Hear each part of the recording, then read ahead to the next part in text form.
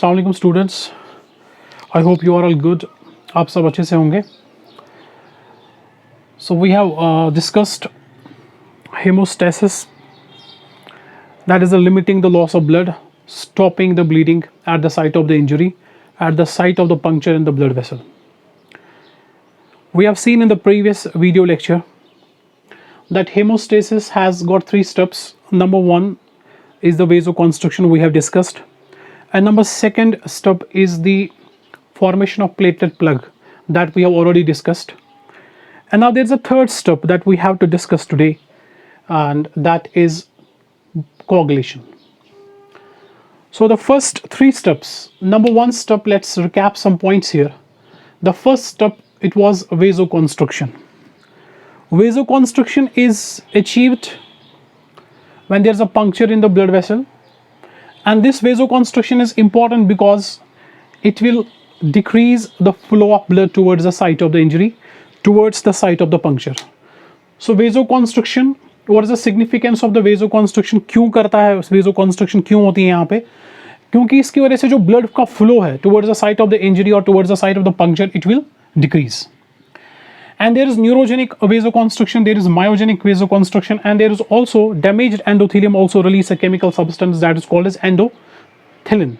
And this endothelin, it is also a vasoconstrictor. Number 2nd step that we have discussed, that is formation of platelet plug. That is formation of platelet plug. And platelet plug formation, it has many steps we have seen in the previous video lecture. There is first of all, there is platelet adhesion due to the von Willebrand factor, which is released by the damaged endothelium, injured endothelium. And we have seen that there is first platelet adhesion, then there is platelet activation, and in the platelet activation there is further vasoconstriction due to the serotonin, due to the thromboxane A2. And thromboxane A2, very important, it is acting as a platelet aggregator. It will now attract platelets now they become sticky to each other, so that a platelet plug is formed here. And this platelet plug formation, eventually it results into the formation of primary platelet plug, or is also called primary hemostatic plug. And this primary platelet plug, I told you in the previous lecture that it is loose. It is still loose. This primary platelet plug, it is loose. Now, what else is to be done to achieve the hemostasis? What else is to be done to achieve to limit the loss of the blood at the site of the injury? That is the 3rd step, that is coagulation of the blood. तो बेटा यहाँ पे हम तीसरा step पढ़ने वाले हैं, that is coagulation of blood. Now, first of all, let us see and understand what coagulation means. Coagulation actually हम किसको बोलते हैं? Let me tell you first. Coagulation is a cascade, a chain of enzymatic reactions. It is a cascade of enzymatic reactions which eventually leads to conversion of fibrinogen into fibrin strands. Which eventually leads to conversion of fibrinogen into fibrin strands. Now, there are 2 important aspects here. Platelet plug formation, and there is coagulation. Coagulation is the property of the plasma. Means that plasma alone can coagulate. Plasma alone can coagulate. Coagulation is the property of what? Plasma. And this coagulation, it does not require blood cells. It does not require even platelets, because coagulation alone is a property of plasma. It is a fluid part of the blood, you must be knowing. It is not dependent on the cellular part of the blood. So coagulation can occur independent of the blood vessels, because it's the sole property of the plasma. Now this coagulation mechanism, it is basically accomplished in 2 pathways. There are 2 pathways in the coagulation mechanism. One is called as intrinsic pathway, and the second is called as extrinsic pathway.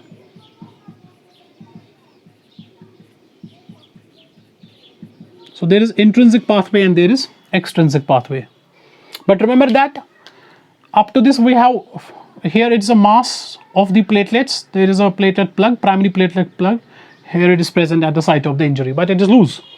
And now the coagulation has to take place. It occurs in two pathways, intrinsic pathway and there is extrinsic pathway. So there are two pathways here. Now these two pathways, their ultimate goal is same. Their ultimate goal is same, that is to convert fibrinogen into fibrin. That's to convert fibrinogen into fibrin strands. Eventually they meet at the same end. That is the formation of fibrin. Conversion of fibrinogen into the fibrin. Let's see. This is your intrinsic pathway and extrinsic pathway. I will just include both so that you will understand both the pathways very clearly. You will understand this thing. Listen to me very carefully. देखिए बेटा, जो intrinsic pathway है, it begins with the factor 12, activation of the factor 12 or Higman factor, or is also called as a contact factor. This factor 12, it is activated first of all. This factor 12, it is activated into activated factor 12 by what? Once this factor 12, it comes into contact with injured endothelium. It comes into contact with the injured endothelium, or it comes into contact with the activated platelets, or it comes into contact with the subendothelial surface. So these are the activation means of the factor 12 to get activated into activated factor 12. Now once this activated factor 12, once it's activated, what it will do, it will activate factor 11. So here it is activated factor 11. Now activated factor 11, it will activate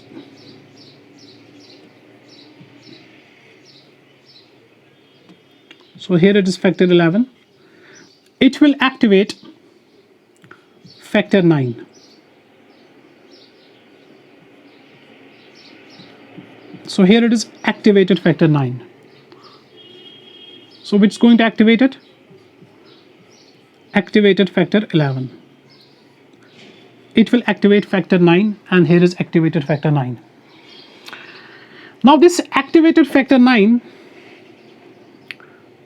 it's going to activate factor 10. So here it is activated factor 10. Now this activation of the factor 10, which is important factor here, it requires factor 8. It also requires phospholipids and it also requires calcium.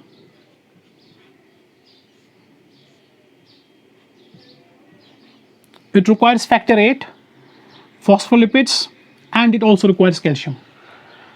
Now once you get the activated factor 10, activated factor 10, it will lead to the formation of prothrombin activator, and it requires factor 4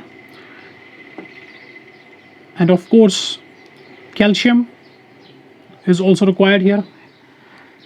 So activated factor 10 will lead to the formation of the prothrombin activator. Prothrombin activator is actually, it's a huge complex. It in itself contains factor 10, factor 4, calcium, phospholipids. Together we call it prothrombin activator. Now this prothrombin activator, it's going to what it will do? It will activate now prothrombin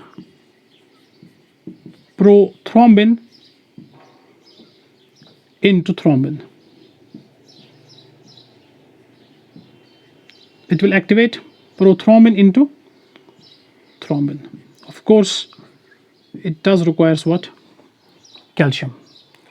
Now once thrombin is formed, thrombin has two important jobs to do here, two important functions here. Number one, all of you must be knowing here. Number one is it's going to convert fibrinogen into, yes please, fibrin.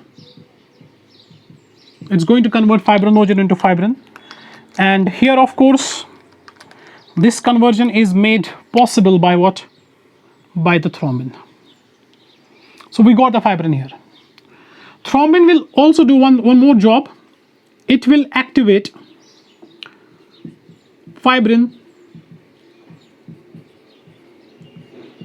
stabilizing factor. It will activate fibrin stabilizing factor. This fibrin stabilizing factor, what it will do? It will lead to the cross-linking of the fibrin strands. So here are the fibrin strands. So the cross-linking occurs in the fibrin strands. Now listen very carefully. Once the cross-linking is done, these fibrin strands, they polymerize. They polymerize and they form, once the polymerization is there, these fibrin strands, they form, a mesh.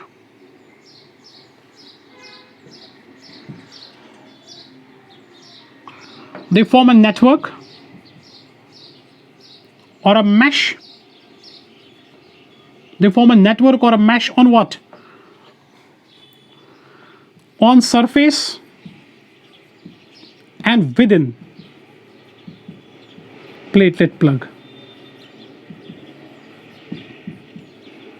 Of course, primary platelet plug. This is very important thing here. So I repeat here. So this is important thing here. What these fibrins are doing? These fibrins, they polymerize and they form a network or a mesh on the surface and within the primary platelet plug. So this is here a primary platelet plug. So in this primary platelet plug, what is formed? This mesh or a network of fibrin strands, they are going to go inside and on the surface of what? Primary platelet plug. So here these are the fibrin strands. And now this whole thing means primary platelet plug plus what? These fibrin strands together they form, yes, together they form secondary platelet plug. Secondary platelet plug. So secondary platelet plug is formed. And now this secondary platelet plug, this will seal or plug this puncture point. This will basically achieve hemostasis. This secondary platelet plug or this secondary hemostatic plug, it will accomplish into what? Hemostasis. So here the blood loss is limited. Here the blood loss stops.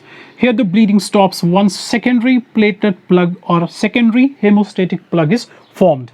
And this is formed only when this fibrin mesh or this fibrin network, it basically gets deposited within and on the surface of the primary platelet plug. And once this is deposited, now this whole mass is called secondary platelet plug, which is going to, yes please, decrease, stop, limit the loss of the blood. Here we achieve the hemostasis.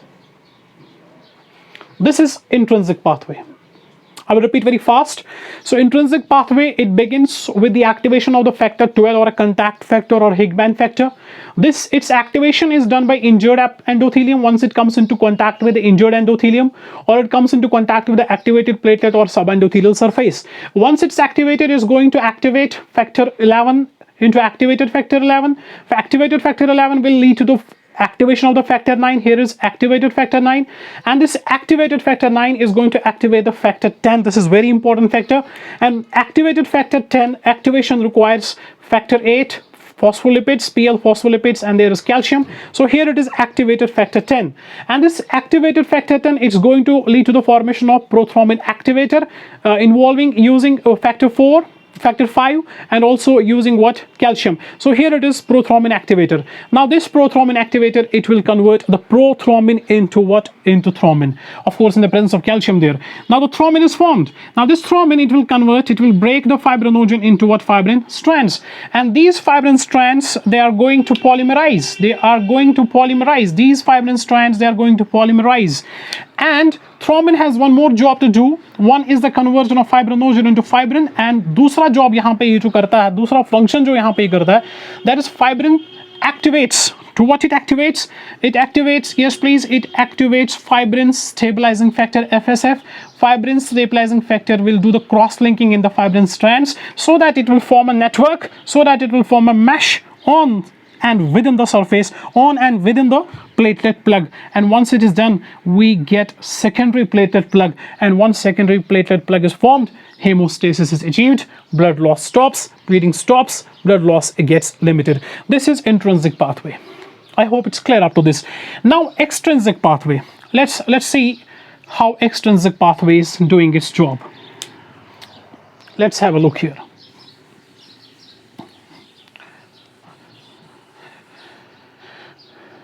So here it is, extrinsic pathway. Extrinsic pathway. Extrinsic pathway, how it is triggered? Tissue trauma means when there occurs an injury to the tissue. Which tissue I will tell you? Tissue trauma, tissue injury will release tissue factor or thromboplastin. Will release tissue factor or thromboplastin.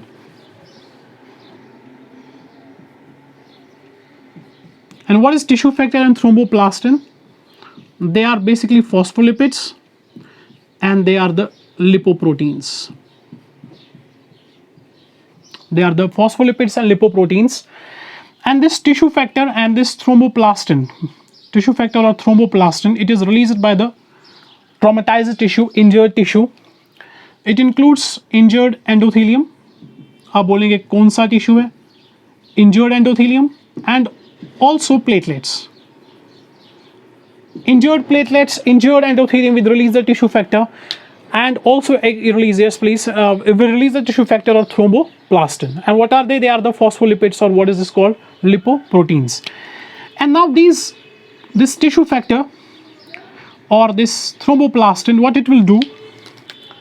It will lead to the activation of factor 7. That's very important point. Yeah. So here it is, activated factor 7. And this activated factor 7, it's going to activate tissue factor or thromboplastin, will activate clotting factor 7, and this is an activated clotting factor 7. And this activated clotting factor 7, what it will do? It will activate, number 1, it will activate factor 10.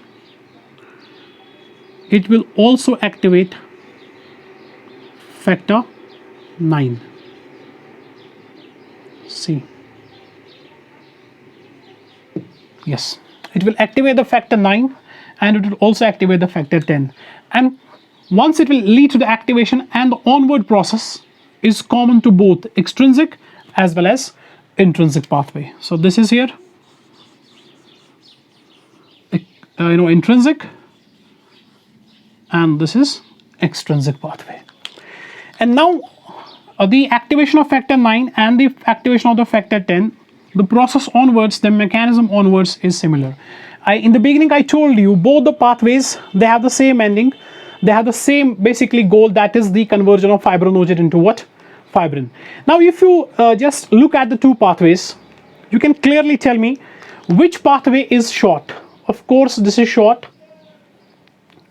it is much faster, because it's very short pathway, just tissue factor releasing from the traumatized tissue, from the injured tissue, from the injured endothelium and the platelets, tissue factor or thromboplastin, which are phospholipids or lipoproteins. They activate factor 7 into activated factor 7, and then this process continues. So it's very short, it's much faster. But the ultimate goal of both the pathways is same, that is to convert fibrinogen into fibrin, so that primary platelet plug will get converted into secondary platelet plug and hemostasis gets achieved. So I hope this is all about the coagulation and the two mechanisms which are involved here, intrinsic and the extrinsic pathway. So extrinsic pathway requires tissue factor, or it requires thromboplastin, which is secreted by the traumatized, or yes please, injured tissue, that is injured endothelium or injured epithelium, right? So factor 7 activation, right? So this is all about intrinsic pathway, and there is extrinsic pathway. So here we complete the mechanism, the process of hemostasis. So hemostasis, now we just conclude here. Hemostasis, we now know that it is accomplished in 3 steps. First is vasoconstriction, and number 2 is formation of platelet plug, that is a primary platelet plug, and then the primary platelet plug, it needs to be converted into secondary platelet plug to achieve the hemostasis. And this primary platelet plug conversion into secondary platelet plug, it is accomplished in 2 pathways, intrinsic pathway and the second is extrinsic pathway. But the goal of both the pathways is to convert fibrinogen into fibrin, and then to achieve, yes, to form secondary platelet plug and to achieve the hemostasis. So this is complete, a detailed complete package about the hemostasis. I hope you will enjoy the videos, you will enjoy my video lectures. If there's any question, you can ask in the comment section. So I will end today's video here. See you in the next video with a new topic from the biological science. Till then, Allah Hafiz.